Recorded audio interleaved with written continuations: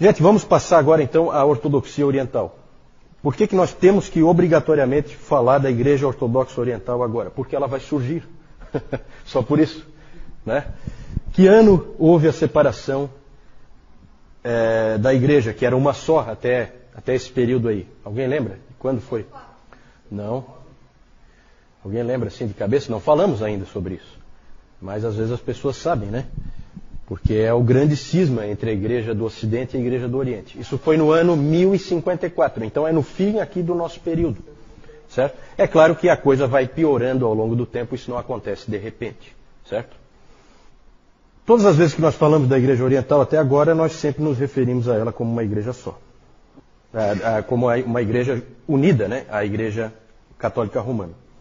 Era uma igreja só, a Igreja Católica, não romana, a Igreja Católica. Católica e ortodoxa. Porque um problema nessa divisão que houve entre catolicismo romano e ortodoxia oriental é que um ficou com raiva do nome que o outro pegou. Por quê? Porque os católicos não se consideram menos ortodoxos do que os orientais. E os orientais não se consideram menos católicos do que os romanos. Né? Então são nomes assim que cada um roubou para si e que realmente não faz muito sentido, porque na verdade católico não é adequado, porque você tem duas igrejas, não é uma igreja universal. E, na verdade, você tem até mais, porque tem aquelas outras, de outras divisões anteriores. E ortodoxa também não é adequado, porque a ortodoxa oriental não é a única que segue aquela ortodoxia dos concílios. Certo? Não, começou no Oriente, porque todos os concílios foram no Oriente. É interessante isso. É interessante que todos os concílios que valeram para a igreja como um todo, todos eles ocorreram no Oriente. Não sei porquê, né? Mas aconteceu assim, né? Começa já as diferenças entre esses dois lados começam gradativamente. E uma diferença básica é a diferença de língua. A igreja do Ocidente foi migrando para utilizar o latim e a igreja oriental permaneceu com o grego, né? Permaneceu com o grego. Então alguém já disse que os dois lados não conseguiam se entender porque eles não conseguiam se entender. Captaram? Né? Porque para os romanos parecia que os outros estavam falando grego. A igreja oriental, a igreja ortodoxa oriental, ela gosta de se intitular como a igreja dos 7 concílios. É fácil de lembrar dos 7 concílios, alguns nós vimos em detalhe. É fácil de lembrar o que eles trataram. Niceia e Constantinopla, os dois primeiros, trataram da Trindade, doutrina da Trindade. Principalmente, tem outras coisas subsidiárias, mas para a gente lembrar a principal coisa que foi definida ali, né? Os outros todos, Éfeso, Calcedônia, Constantinopla II, Constantinopla III, todos eles trataram da doutrina de Cristo. Lembram que eu falei que Calcedônia não resolveu, que no Oriente continuou a briga na questão das duas naturezas de Cristo, e aí toda hora tinha que convocar um outro concílio, porque não havia acordo, e só no Ocidente, de cara, isso eu falei também, de cara a Calcedônia foi aceita no Ocidente. Né? Cristo tem duas naturezas, a natureza humana e a natureza divina, independentes na mesma pessoa. E por último, o último concílio, Niceia II, em 787, tratou dos ícones. Depois nós vamos falar disso. E aí a gente tem uma primeira característica. A Igreja Oriental, ela se considera a Igreja dos 7 concílios porque eles são extremamente cuidadosos em nunca modificar nenhuma decisão de um concílio. Então essa é a primeira característica da Igreja Oriental. Gravem isso na cabeça. Ela não muda. Ela não muda nunca. Ela é sempre igual. Isso foi crescendo, eu já falei para vocês que eles achavam que os ocidentais pensavam demais, iam longe demais. Eles não, eles sempre defenderam o mistério, uma coisa assim, só que eles ficaram tão no mistério que não evoluíram mais nada. Então ela não muda, ela é sempre igual.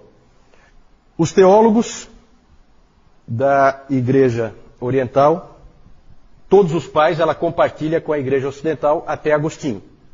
Até Agostinho. Porque Agostinho é do Ocidente. A Igreja Oriental não reconhece Agostinho. Certo?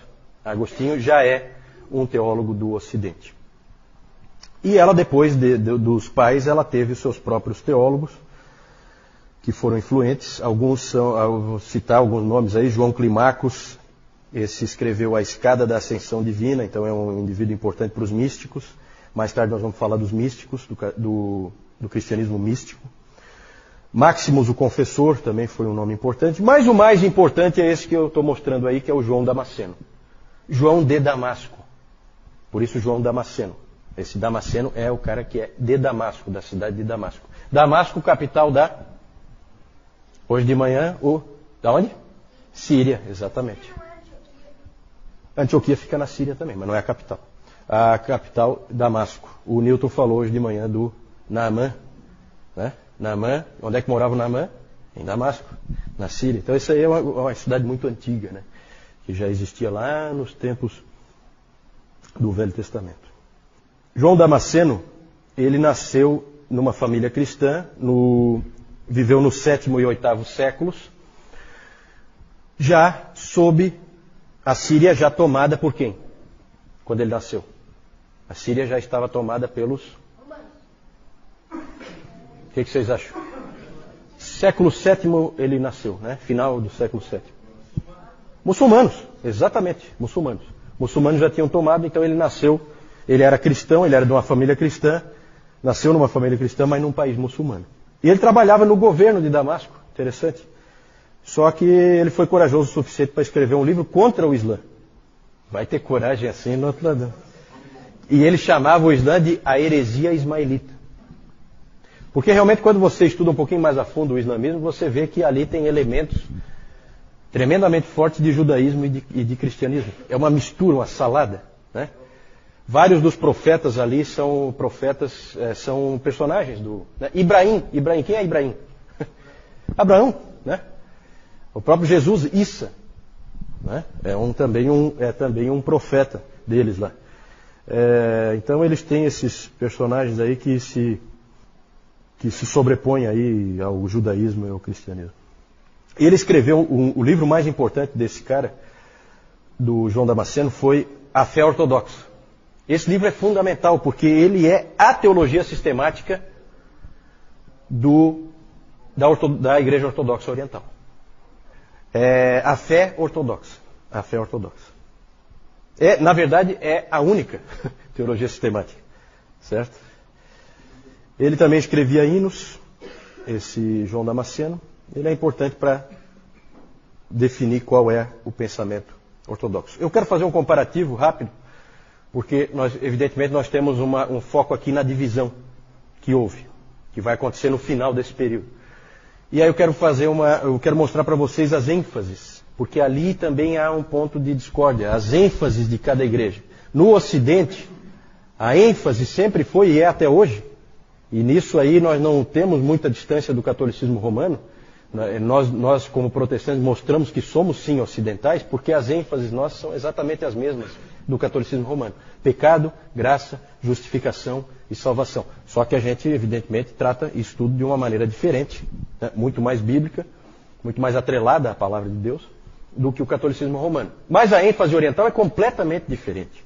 Os orientais, eles enfatizam outras coisas. O apofaticismo, vou falar daqui a pouco, a tradição, a teoses, também vou falar em detalhe, e os ícones.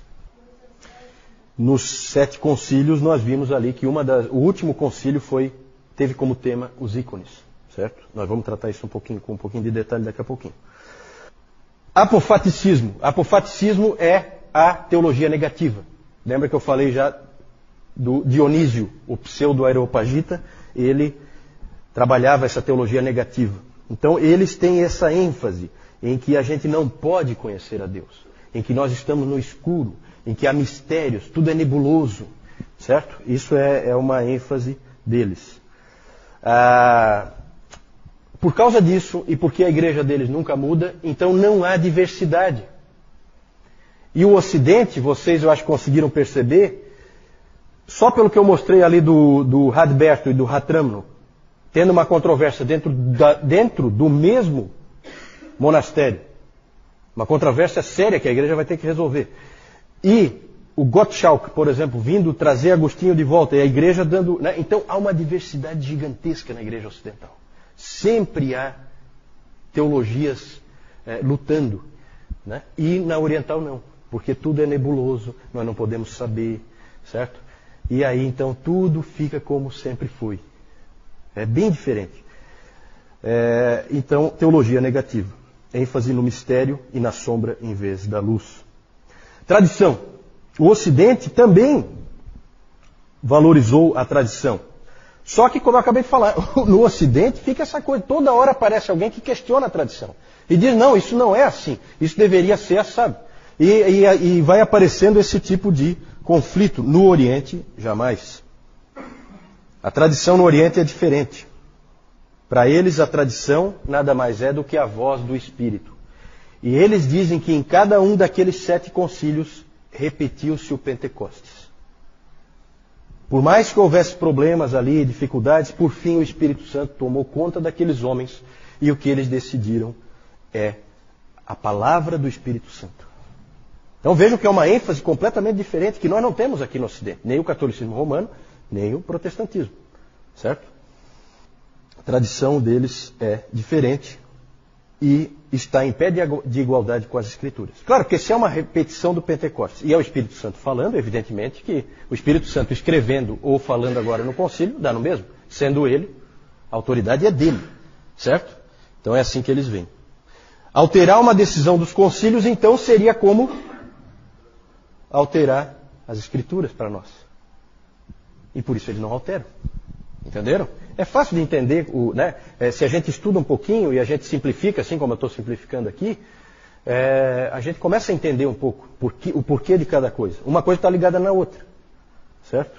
Mas vejam que é completamente diferente. Né? Já dá para ver que mais cedo ou mais tarde ia dividir, ou já estava dividido. Essa que é a verdade, já estava dividido. Não formalmente, mas estava dividido, porque pensam totalmente diferente. A revelação não é somente pelas Escrituras e muito menos através do Papa. Eles não têm Papa. A revelação é por meio da Igreja. Eles sempre pensaram assim. É a Igreja. Teoses. O que é a teoses? Teoses é o meio de salvação para a ortodoxia oriental. Eles são salvos pela teoses. O que é a teose? O que quer dizer isso? Significa uma palavra que significa deificação. Deificação. Atanásio disse o seguinte, Atanásio é fundamental para a ortodoxia oriental, tá? Atanásio disse o seguinte, Deus se fez homem para que o homem pudesse tornar-se Deus. Para eles isso é muito importante. Você vai aos poucos sendo transformado à imagem e semelhança de Deus. E nós temos um texto bíblico que mais ou menos puxa nessa direção, né? Qual é? Alguém lembra? Um texto bíblico que puxa nessa direção, de que o homem vai se transformando ou é transformado em Deus, como Atanásio colocou aqui. Deus se fez homem para que o homem pudesse tornar-se Deus. Não, é aquele do 2 Pedro 1,4. Né? Alguém abre aí para nós, 2 Pedro 1,4? Participantes da natureza divina. Lembra desse? Esse pedacinho, acho que a maioria lembra. Esse aí, eu achava que todo mundo conhecia, mas o Newton, não sei, vou ter que consultar o Newton para ver se todo mundo conhece. Não, só um minutinho, para pegar, né? Alguém achou aí? Denise, achou? Pelas quais nos têm sido doadas as suas preciosas e muito grandes promessas, para que por elas vos torneis coparticipantes da natureza divina, livrando-vos da corrupção das paixões que há no mundo. Vos torneis coparticipantes da natureza divina. Para eles essa é a salvação, é você se tornar coparticipante da natureza divina. Para o Ocidente isso aí soa estranho. O Ocidente não gosta muito dessa linguagem. Existem, claro, ideias parecidas, nós temos conceitos parecidos com esse, mas para nós soa um pouquinho herege essa maneira de falar. Né? Na verdade, eles têm um entendimento claro disso aí, mas para o ocidental soa estranho, soa como uma heresia. Há pessoas no Ocidente que constroem em cima dessa ideia, geralmente são místicos, mas não é bem aceita normalmente no Ocidente, ela tem uma certa resistência. No Oriente é praticamente o meio de salvação. Vou falar dos ícones. O uso dos ícones. O que são os ícones? Ícones são as imagens de Cristo e dos santos. Quando um protestante vai para uma igreja oriental, na Rússia, principalmente na Rússia, né? Hoje a ortodoxia oriental, o forte dela está na Rússia. Constantinopla não existe mais, chama-se Istambul, e é muçulmano até o último fio do cabelo. Então a ortodoxia, o grande centro da ortodoxia é a Rússia. E o cara se assusta quando entra lá, porque é tanta imagem, e tanta pintura, e tanta estátua, que realmente assusta. Para eles é muito importante essas figuras, essas imagens, que são chamadas de ícones. Elas estão em todo lugar. Geralmente no centro dos templos deles, há uma figura de Cristo, que é a mais central. E uma coisa interessante é que você dificilmente vai encontrar uma imagem de Cristo crucificado. Oi. Sim, no catolicismo romano também existem muitas imagens, mas ali no Oriente é um absurdo. Eles consideram muito importante as imagens dos santos e de Cristo. E no caso do... Oi. Não, é aquela padrão mais ou menos. Depois o João vai mostrar uma ali. Não é muito diferente, não. Porque no início era uma igreja só, né? Aí depois é que vai... né? Geralmente no centro, então, tem essa imagem e é diferente do Ocidente. No Ocidente costuma-se muito representar Cristo na cruz. Cristo crucificado. Raramente no Oriente você vai ver essa imagem. Ela não existe. Cristo é sempre apresentado como o chamado Cristo Pantocrator. Pantocrator. O Senhor de todas as coisas. Então é um Cristo rei. Ele sempre põe um Cristo que é um rei. No Oriente houve um problema muito sério nessa questão dos ícones. Houve um problema dos iconoclastas. O que é um iconoclasta? Eikon, tem na Bíblia, né? Eikon. Ele é a imagem do Deus invisível. Ele é o ícone do Deus invisível. Né? Não é Colossenses 1,15? Ele é a imagem do Deus invisível. Vai ver lá no grego, é Eikon. Então, o iconoclasta, Eikon é uma imagem, e clastos é quebrar. Então os iconoclastas são os que quebram imagens. E houve um problema muito sério. Levantou-se pelo século VII e VIII, principalmente no século VIII, apareceram esses iconoclastas, que eram indivíduos que achavam que não podia ter essas imagens. E aí apareceram imperadores que eram iconoclastas. E o principal deles é Leão III, que era um imperador bizantino, o Isuriano. Ele, em 730, mais ou menos ali por 730, ele então mandou quebrar e destruir todas as imagens que havia.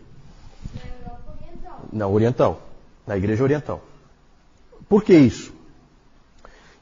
Os historiadores estudam isso e eles dizem que os imperadores temiam o poder dos mosteiros. Os mosteiros eram muito poderosos. E eram eles que incentivavam a veneração das imagens, eram eles que faziam as imagens, eram eles que pintavam as figuras, então eles tinham tudo na mão. E aquilo dava poder para eles. Outra coisa que se imagina também que tenha provocado a iconoclastia, o ataque às imagens, pode ter sido, esse violento, né? Pode ter sido por causa da influência muçulmana, que os muçulmanos estavam ali muito perto, e muçulmano não tem imagem em hipótese alguma. Então os muçulmanos achavam aquilo ali, um povo, na verdade, um povo pagão, que tinha templos cheios de imagens, era assim que o muçulmano via o cristão. E aquilo ali era um mau testemunho, né, diante dos muçulmanos, e provavelmente também muitos encaravam aquilo como errado por mero erro teológico, porque a Bíblia não condena isso aí, né? Então houve esse problema dos iconoclastas. Esse problema levou à convocação daquele concílio, o sétimo concílio, em 787, para resolver essa questão, para se decidir, pode ter os ícones ou não. Na verdade, gente, olha, teve muitos abusos aí. Só para citar um exemplo, o que começou a se fazer era se pegava uma imagem aqui no templo, então tem uma estátua ali de um santo qualquer, e se raspava um pouquinho da pintura dentro do cálice, do vinho, que é para energizar. Que ficava muito mais poderoso se tivesse aquela raspinha. Né? Então esse tipo de abuso, esse tipo de coisa, isso aí irritava muita gente. Vocês podem imaginar por quê. Então o clima estava ruim. Isso aí foi tudo no Oriente, tá? Nós tivemos no Ocidente também indivíduos que tentaram acabar com as imagens. O próprio Carlos Magno, ele procurou diminuir a influência das imagens. Ele achava que aquilo ali era uma coisa que não estava bom. Mas é difícil, eles tiveram dificuldade. Depois os protestantes tentaram, né? O Lutero, Lutero nem tanto, Lutero mais ou menos, Lutero uma boa parcela, mas se você vai numa igreja luterana, eles toleram melhor algumas imagens, principalmente da cruz e tal, né? O segundo concílio de Nicéia, então, como nós vimos, ele definiu a validade do uso dos ícones, como válidos, como bons. Ele colocou eles. Aí é aquela coisa, as coisas sempre pioram quando tem uma ação muito forte, ocorre uma reação muito forte. E aí eles colocaram os ícones em pé de igualdade com a palavra escrita. Certo? A palavra escrita é a revelação em palavras e a palavra nos ícones, a revelação nos ícones é a revelação em cores. Era assim que eles viam. E aí eles usaram de todo tipo de artimanha e estratégia, como é comum usar sofismas e esse tipo de coisa em teologia. Eles usaram argumentos contra os iconoclastas, dizendo que Jesus Cristo se fez homem e, portanto, é legítimo representá-lo na forma humana, e quem não o representa na forma humana pode ser acusado de docetismo. Docetismo era aquela heresia em que se dizia que Jesus não era verdadeiramente humano. Certo? Então é uma estratégia, né? E o próprio João Damasceno foi importante para a defesa dos ícones. E os ícones ganharam uma importância muito grande. Quase que eles desaparecem, mas não desapareceram, acabaram ganhando força. Porque muitas vezes quando você persegue, você dá força. E foi exatamente o que aconteceu nessa questão dos ícones. São muito importantes na Igreja Oriental. E é claro que depois os teólogos tiveram que fazer uma ginástica para explicar a diferença entre adoração e veneração. Né? Os teólogos orientais tiveram o mesmo problema que o catolicismo romano tem. Como é que eu explico isso aí? E aí fazem todo um arrazoado que não convence ninguém, aí usam termos bonitos, adoração absoluta, que é só a Deus, e a adoração relativa, que é aos santos. Então, sabe, começa esse tipo de coisinha assim que não... Na verdade, todo esse posicionamento ignorou a Bíblia e ignorou o ensino dos pais. Os pais sempre associaram os ícones ao paganismo. Certo? Então é aquela coisa. A tradição, tradição, tradição, mas na hora de pôr em prática não põe. Né? É interessante essa observação. Na Escritura o Espírito Santo mandou não fazer, e daí no concílio de Nicéia 2 ele mandou fazer. Interessante. Vamos falar do problema, os ícones já falei, vamos falar do problema do grande cisma. Na verdade já havia aquela diferença de ênfases, que me parece que é bem forte, e aí começam assim os pequenos problemas. Um problema que sempre houve, desde Nicéia e Constantinopla, os dois primeiros concílios, foi a questão da primazia. Porque em Nicéia e em Constantinopla foi definido o seguinte, que a Igreja de Roma é a igreja mais importante, mas que Constantinopla é a nova Roma, porque o imperador foi para lá. Na verdade, vocês veem que no início todo o pensamento deles é que a importância da igreja tem a ver com a sede do império. Né? Aí depois vem o Leão I, espertalhão, e vem com essa história do Pedro, de não sei o que, Mateus 16, que é bíblico, não sei o que e tal, e se aproveita e acaba jogando lá. Por quê? Porque a sede do império não é mais ali. Agora nós temos que mudar o enredo. Certo? Senão Constantinopla passa a ser a nova igreja principal. E o que se dizia lá em Nicéia no primeiro concílio de Constantinopla, o que eles definiram lá foi que Constantinopla é a nova Roma, portanto tem igualdade com Roma. Roma não gostou nem um pouquinho. Achou essa interpretação totalmente errada. E aí começa o conflito da primazia. Né? Quem, afinal de contas, é o maior? Os concílios sempre diziam, não, pode ser uma questão de honra. Roma pode ter mais honra. Vamos dizer assim, é o mais honrado entre iguais, mas são iguais. E então esse foi um ponto que pegou, já houve um certo desentendimento nesse ponto aí. A gota d'água foi a controvérsia filioque. O que quer dizer filioque? Filioque significa do filho. Filioque, em latim, tá? A controvérsia filioque aconteceu porque o Papa Benedito VIII, ou Bento VIII, né? Agora tem que falar Bento, né? Eu sempre achava que era Benedito, mas aí assumiu esse aí. E na verdade é assim, Benedito é em italiano, né? E Bento, é que nem Giovanni e João, é o mesmo nome, né? É o mesmo nome, só que em línguas diferentes. Então, o Papa Bento VIII, o de agora é o dobro melhor do que aquele lá, né? Mais ou menos. O Bento VIII, ele pegou e alterou o credo niceno, dizendo que o Espírito Santo procede do Pai e do Filho, filioque. O Espírito Santo procede do Pai e do Filho, filioque. O Papa pegou e alterou o credo niceno, que foi produzido aonde? Em Niceia e em... A parte do... o que foi feito depois, eu até comentei isso, que o credo niceno, na verdade, foi fechado no segundo concílio em Constantinopla. A versão que nós conhecemos hoje é a versão de Constantinopla. Aí, pensem no que a gente já aprendeu hoje. O que vocês acham que a Igreja Oriental vai pensar de um Papa que foi lá e alterou o que o Espírito Santo tinha dito nos dois concílios? Aí complicou. Por isso que a coisa ficou séria. Porque para a Igreja Ocidental, o Papa pode fazer o que bem entender, a autoridade absoluta, o vigário de Deus na terra, pode fazer o que bem entender, está sempre certo. E para a Igreja Oriental, isso aí é uma piada. Então, ali houve uma controvérsia muito grande e o número de tratados escritos sobre esse assunto é gigantesco, dos dois lados. Então, são coisas assim que viram controvérsias gigantescas. Isso aí, evidentemente, também ajudou a separar. E vocês vejam que nessa controvérsia acabou assim aparecendo a diferença de entendimento dos dois lados. Acabou aflorando. Vocês mesmo concluíram aí que o Papa tinha feito uma coisa absurda para o Oriente. Certo? Por fim, depois de tudo isso que nós vimos, já deu para perceber que ia ser difícil eles permanecerem juntos. Houve uma separação temporária no 9º século, que acabaram se acertando, e em 1054 o cardeal Humberto foi enviado pelo Papa Leão IX, e aí tem umas coisas tão confusas na história da igreja, eu não quero entrar em detalhe, mas o cardeal Humberto foi emissário do Papa, ele tinha autoridade do Papa, ele foi até lá em Constantinopla e ele foi lá para ter um entendimento com o Miguel Cerulário, que era o patriarca de Constantinopla, e os dois acabaram brigando lá e um excomungou o outro.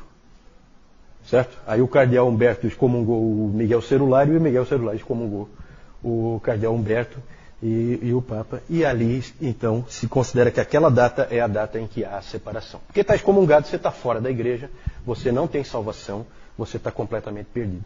O problema é saber quem tem a autoridade para excomungar quem. Então houve uma excomunhão recíproca. Excomungar, a Rebeca perguntou, o que é excomungar? Excomunhão é tirar alguém dos benefícios da igreja, é impedir que ele seja beneficiado pelas coisas da igreja. Ele não participa mais da ceia e, portanto, ele está fora da igreja e ele está perdido. Né? Ele está condenado. E aí os dois se excomungaram, então passou a ter duas igrejas. Eu acho que sim, né? Eu acho que foram. E o interessante é assim, né? Porque aí as coisas confusas, eu não queria entrar nisso, mas quando o cardeal Humberto chegou lá, o Papa Leão IX tinha morrido, mas ele não sabia. Então há quem diga que não valeu. Porque o emissário do Papa não podia ser emissário do Papa se o Papa está morto. Então não valeu a excomunhão do Humberto. O Humberto não podia ter excomungado. Então umas discussões assim esquisitas. Uma coisa. Depois disso, gente, um monte de anátemas para todo lado. Isso é a fraternidade, uma coisa bonita. Bonito isso. Né?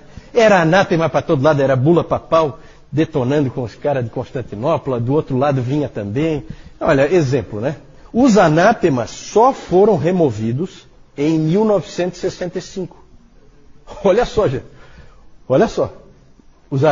Quase 1000 anos depois, os anátemas foram removidos. O cisma persiste até hoje.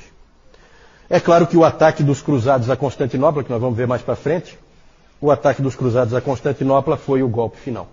Ali não teve mais jeito, não tinha mais como eles se entenderem. João. Aqui, como já está dizendo, nós temos a figura de João Damasceno, né? Ele que foi o que escreveu a fé ortodoxa, que é a teologia sistemática, foi a única que existiu lá daquele período oriental ali, né? E aqui, nós temos aqui aquela figura que, como o Juliano explicou, a ortodoxia oriental não via Cristo pregado na cruz, mas via Cristo assim. Tá? Aqui com a Bíblia. Não. E aqui esse significado aqui da mão aqui, ele tem um significado também todo especial ali que eles dão para isso aí, tá? A pergunta da Jussara é sobre a questão do fato do cristianismo ter nascido no Oriente. O próprio Jesus Cristo e todos os primeiros cristãos eram orientais e que, portanto, haveria, em tese, uma tendência da interpretação oriental estar mais próxima da verdadeira do que a interpretação ocidental. Qual o problema aí? O problema é que fica claro que a interpretação oriental ela é uma interpretação grega. De grego, os judeus não tinham nada. Na verdade, eles não eram orientais, eles eram judeus. É bem diferente. A Palestina foi destruída. No ano 70, Jerusalém foi varrida do mapa e no ano 135, Adriano resolveu acabar o serviço e espalhou os judeus por tudo que é canto. Né? Então os judeus sempre foram isolados, sempre foram um povo isolado. O próprio Antigo Testamento mostra isso. Então esse pensamento oriental é um pensamento grego.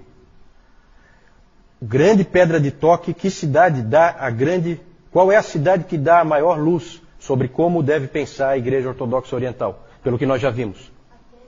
Não. Alexandria. Francisco matou lá. Alexandria. Certo? Esse pensamento é pensamento alexandrino. É pensamento egípcio. Certo? Esses caras foram os mais influentes para a ortodoxia oriental. Né? Então a gente não pode cair nisso aí. Na verdade, nós vimos ao longo da nossa história, nós vimos que é histórico. A explicação para eles pensarem assim é histórica. Eles pensam assim por causa de fatores históricos que foram aparecendo. Né? Inclusive decisões de concílios, para onde que a coisa pendeu. Alguns dos seus mestres acabaram levando numa determinada direção. Então é mais por causa disso aí. Por isso que a gente está sempre vendo aquele texto de Isaías 48, seca-se a erva, cai a sua flor, mas a palavra do nosso Deus permanece eternamente. A grande vantagem dos ocidentais é que eles permaneceram mais perto da palavra, especialmente os protestantes, que realmente quiseram voltar à palavra, já que os católicos romanos tinham ido para muito, mas muito longe da palavra de Deus. Né?